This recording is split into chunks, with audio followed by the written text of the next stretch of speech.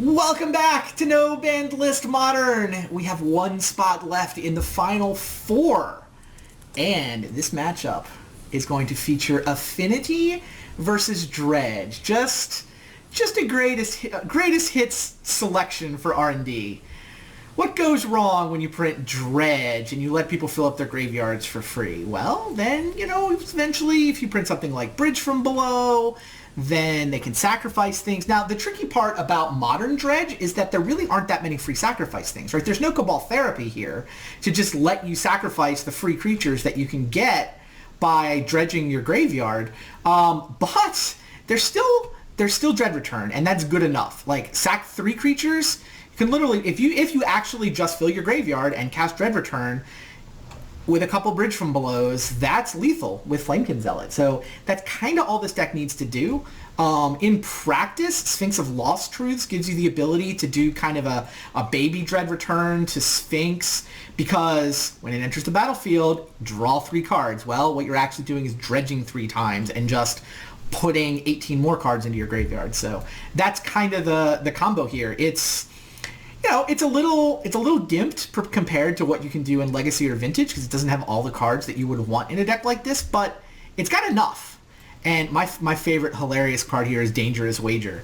You're like, discard my hand, then draw 2? That sounds awesome! That card is so good. To get those Dredge cards from my hand into the graveyard, I get to do that and then Dredge twice? Where do I sign up? I mean, Tormenting Voice is similarly additional, lets you discard the card first and then draw. Spirit Guide for speed. The mana is just rainbow mana to try to turn on sideboard cards. I mean, it's not real Magic. It's Dredge Magic, and you do what you can do. Affinity, meanwhile, I feel like the funny part about this Affinity deck is how it's not that much better than what you can play in Modern. I mean, it's nice to get Artifact lands, for sure, and it's nice to get Disciple of the Vault, but all these things are really doing is they're trimming off a turn from the Goldfish kill. Maybe it's a turn and a half, but I mean, fundamentally, it's the same deck you can still play, right? It's Arcbound Ravager, Cranial Plating. Okay, you get some Skull Clamps, but it's not like Skull Clamp has amazing synergy. It's just a really good artifact and can draw cards in a pinch.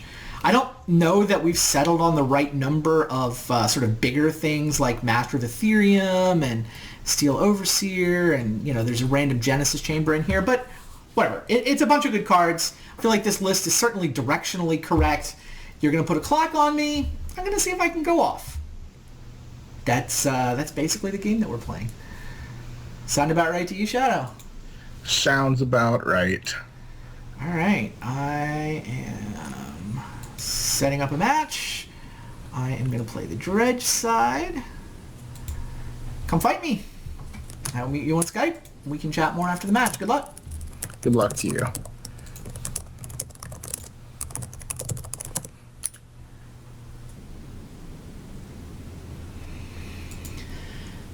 Every list we're playing in this tournament was submitted by a viewer of the stream. Thanks, guys. There is store credit on the line to see whose decks do the best. There's even Card Kingdom put up a box of Modern Masters for whoever built the deck that winds up winning. So, good times. I don't know that any of these lists are perfectly polished. I mean, obviously this isn't a real format. It's not like you can go just look at Grand Prix and pull the top 8 list or anything. But we've been polishing some of them around the edges and learning all kinds of stuff along the way. Basically learning how annoying it is that everybody has mental misstep. Alright, he's keeping. What does this hand do? This hand doesn't do anything. Like, I can't discard anything. This is just a mulligan. It doesn't give me the ability to do anything. Neither does this one. This one, in addition to having nothing that it can do, doesn't even have mana. Ugh. Do we have to keep? Like, if I draw something red that lets me, a discard Dredge. Wow. I might have to keep this one. Like, it's a 5-card hand. I get a Scry. If I come up with a way to discard things, then, turn 2, I'm off to the races. I don't have any colored card to put under Chromux, unfortunately. Yeah, I think that the ability to find a discard spell to kind of do something is better than I can expect from an average 4. Dread Return is not what I'm looking for.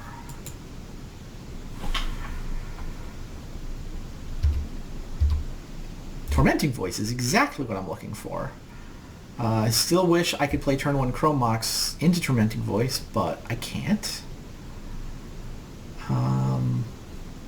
I'd play Dakmor Salvage so I can tap more lands. Like, it's Affinity, so I actually sort of care about my life total. Am I going to need Dakmor Salvage? I think I actually sort of kind of care about my life total. Alright. I have the Grave Troll. I only get to discard 1. Obviously, I'm hoping the Grave Troll can find stuff. I didn't have a way to discard the Salvage anyway, so... What's he up to? Genesis Chamber. What is this? Whenever a non-token creature enters the battlefield. So I'm going to get guys from this. I'm going to get some Mirror. I like that. Sure.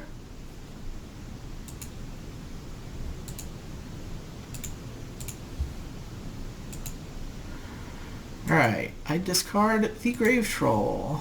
I open up my graveyard. I choose Grave Troll as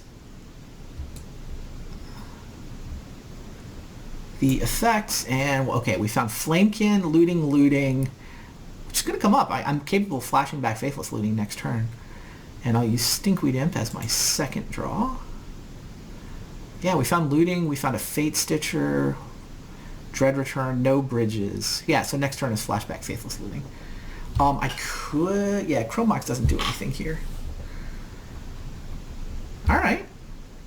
That was not nothing. I even found a Grave Troll for my next draw step. Disciple of the Vault.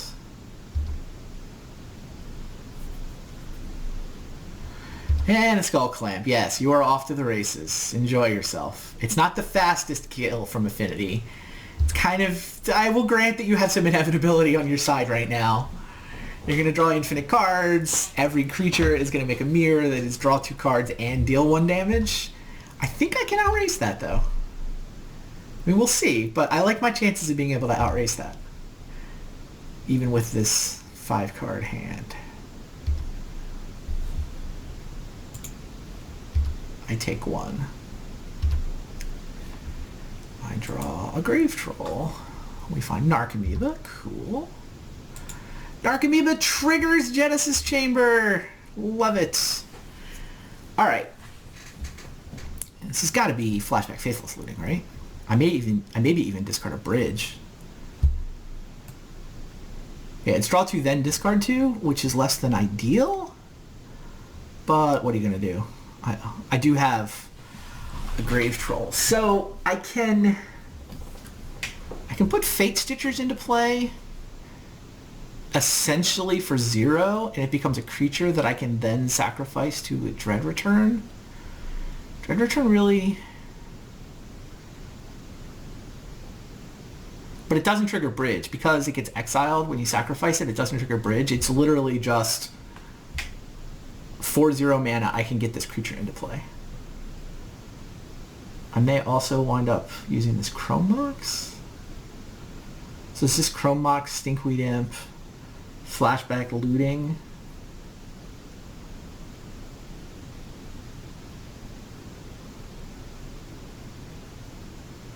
I mean, we're pretty close, right? There's a Flamekin Zealot. We just need to get bridges into the graveyard and then sack some stuff. Much happier sacking Narcomoebas, though, of course.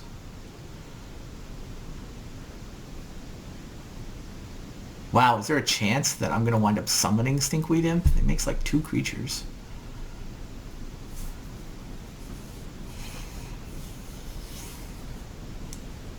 Oh, he beats my bridges with his Skull Clamp, doesn't he? If he clamps the Disciple, he can make my bridge. It's when a non-token creature... Or when a creature is put in their opponent's grave, no, anything he does kills my bridge. Right, so I'm under pressure to do things now. Because my bridges go away, so I can't really... I can't slow play this. But I should win this turn, right?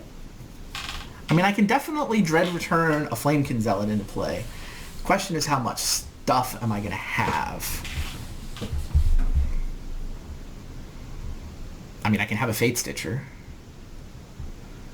I mean, I think I just have to flashback looting and see what happens. I guess the only question is... I want to leave myself a City of Brass, I think. Which means I'm going to play Chrome Mox.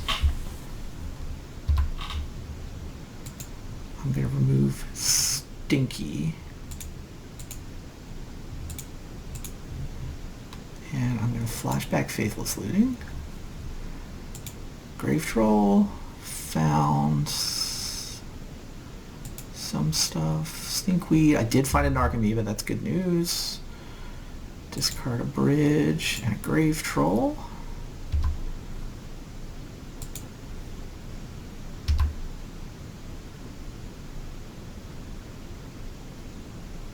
It's funny how these guys are going to get haste and big. So now what? I can play a land. I haven't found... Oh, I did finally find I found one Bloodghast finally. Whatever. I gotta do what I can do here. I don't know if this is lethal.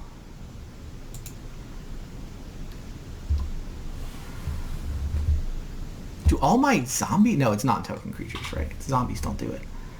I did not find...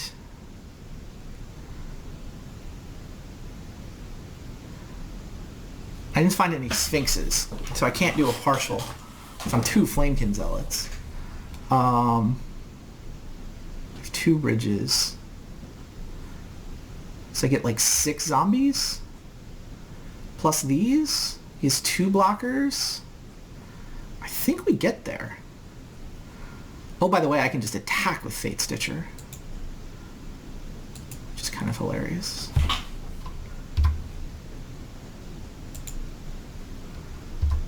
Can't believe Genesis Chamber is the key to this win. Dread return, targeting Flamekin Zealot. Sack the creatures that will trigger the bridge.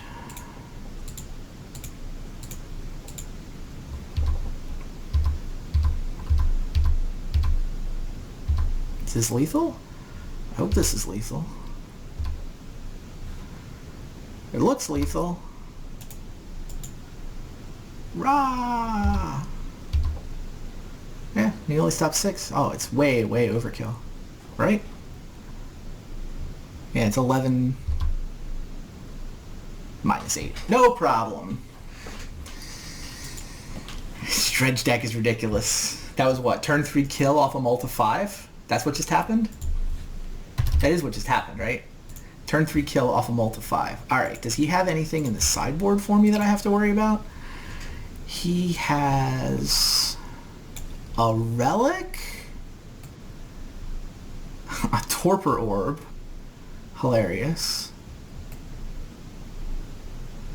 That's a sorcery. That's annoying. Sort of.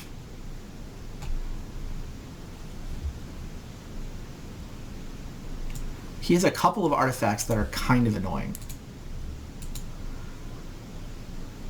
So, what do we want to sideboard? And he's Affinity. I mean, I have Ancient Grudge. I mean, it's pretty clear I bring in Ancient Grudge. These Fate Stitchers are not amazing.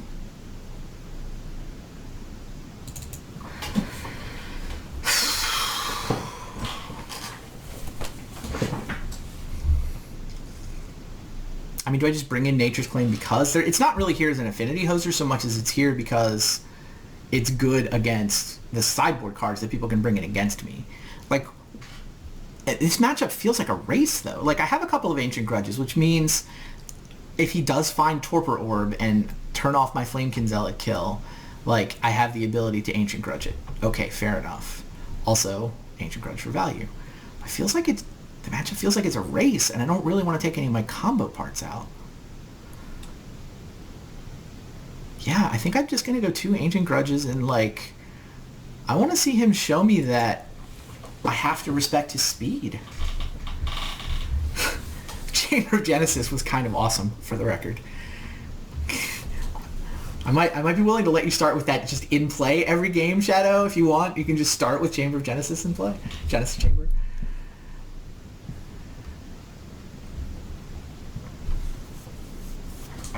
I don't know. I mean, I probably have some giant creatures I could have boarded in.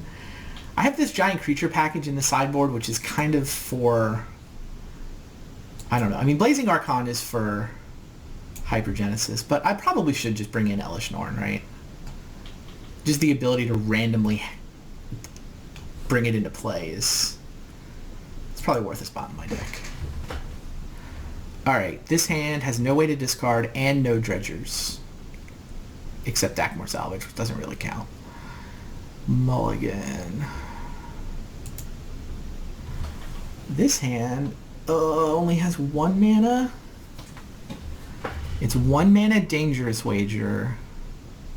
Oh, but there's no dredgers. So even discard, getting, if I find 1 mana between my scry and my draw step, the fact that I can get Dangerous Wager on turn 1 doesn't actually help me with no dredgers in my hand.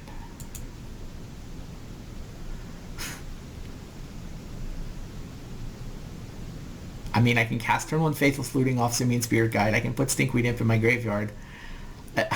Once again, I have this 5-card hand that's like, meh, kind of mediocre, but at least it does stuff. It seems better than a 4. City of Brass feels like a pretty good draw here. Is that crazy? Now I can cast Faceless Looting without burning my Spirit Guide. Yeah, and I can hope to get to the point where I can flash back Faithless Looting. I think I keep land.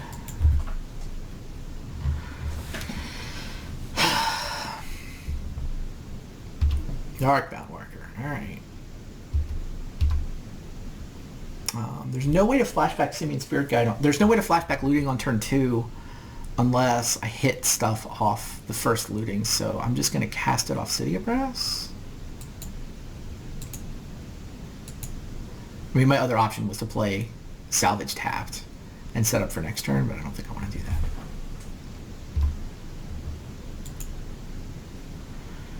I drew Chrome Mox Dakmor Salvage.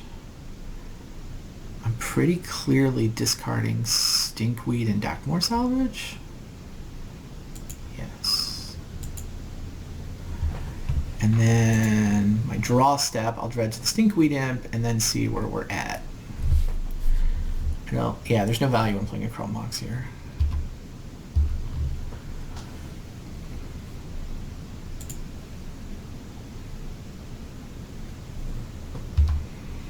Steel Overseer, once again, not the fastest clock.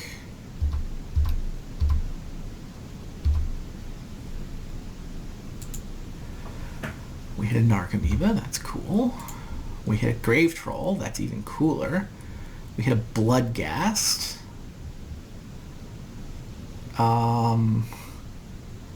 So if I want to flashback looting, I have to do it off a Chrome Mox and a Spirit Guide? How crazy is that? Because my land is a Dakmor Salvage, which they still might cast in order to get Bloodghasts back. In fact, probably will. So, am I Chrome Mox? Yeah, that's what I'm going to do. The only question, so does Chrome Mox exile Sphinx or Stinky? I have Grave Troll Dakmor Salvage. Like, I kind of like to be able to, on the one hand, I like to be able to dread return Sphinx of Lost Truths. On the other hand, I don't want to run out of dredgers, and Dakmor Salvage is so slow. I think it's the Sphinx. I mean, I have a Flamekin, so if I actually get Dread Return going, then I'm probably just going Flamekin for the win. Yeah, I think I'm going to exile the Sphinx. Chad says Stinky. There's only 2 Sphinxes in the list. It's 2 Sphinx, 2 Flamekin.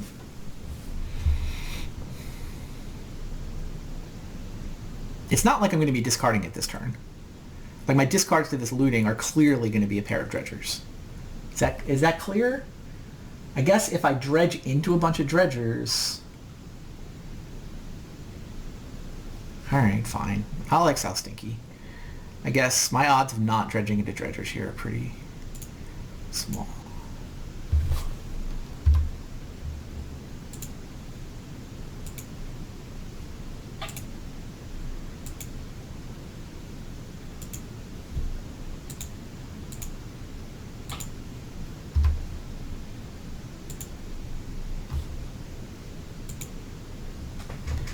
Thug. All I found was a thug. Well, it's dredge 4, whereas salvage is only dredge 2, and I have a land drop for getting my blood gas into play, so thug.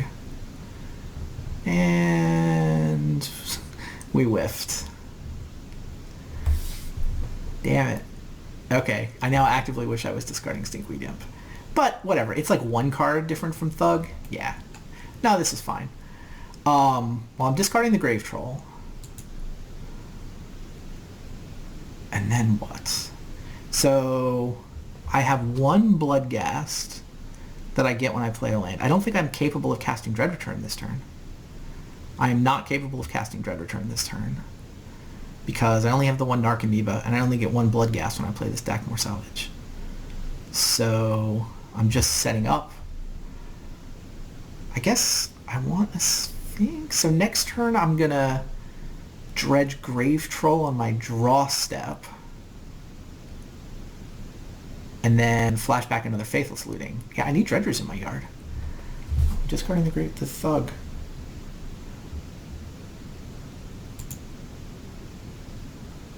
And I do think it's worth getting the Bloodcast. Yeah. Oh yeah. Plus it gives me a land for next turn, of course. Gives me a mana for next turn, I mean.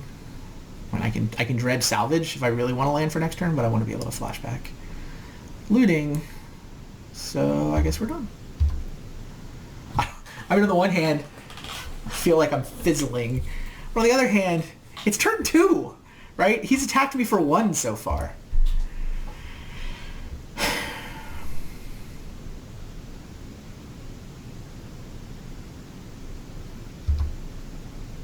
The second Steel Overseer. Yes.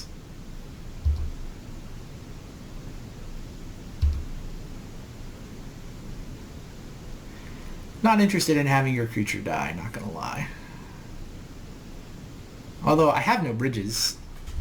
Whatever. I want the real... That's weird. Like I could actually... No, I can't block with Bloodcast. I need creatures to stack to Dread Return.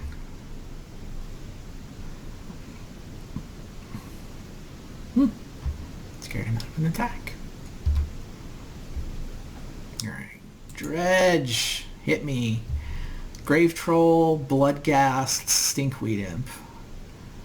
Good stuff. Still kind of really want Narcomoebas and Bloodghast, not gonna lie.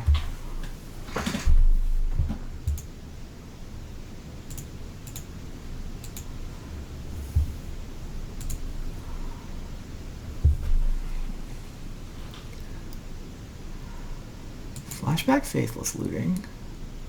Alright, first draw is clearly a Grave Troll. 2 Narcomoeba triggers. Excellent. Now, the interesting question is whether I want Dakmor Salvage. Because if I get Dakmor Salvage, then I can bring my Bloodghasts back into play. Which I think I want.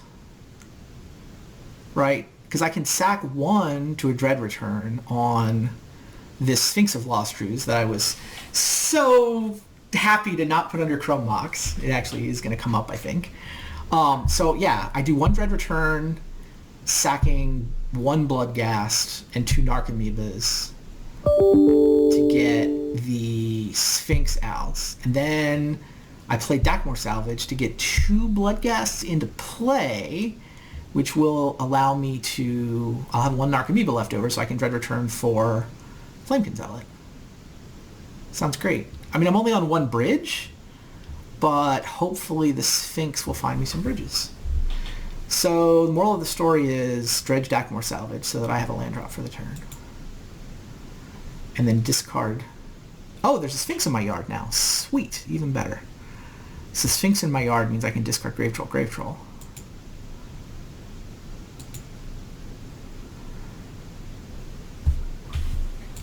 This deck is absurd.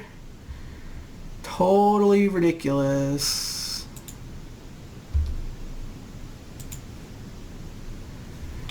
Right. Dread Return, Sphinx of Lost Truths, Sacrificing Bloodghast, Narco. Oh, there's a second bridge. I didn't even see it.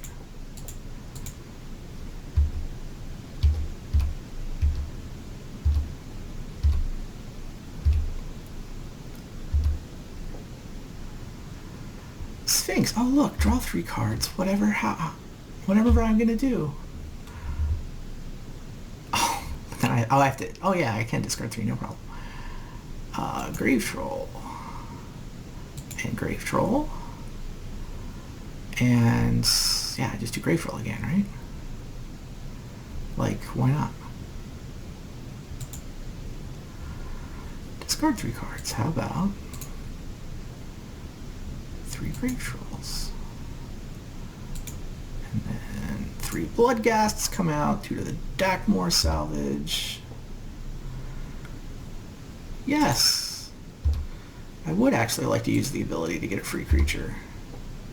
It's even a creature that Dread Return sees.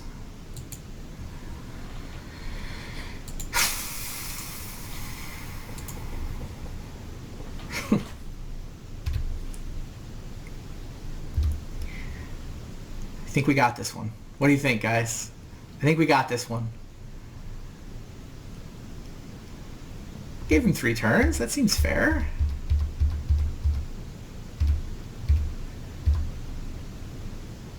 He had 3 turns. You should expect to get attacked for whatever this is. 60? It's good, clean living. Good, clean living. I have no idea why I didn't play Dredge in VSL this set. Should have just played Dredge in VSL. Take 60?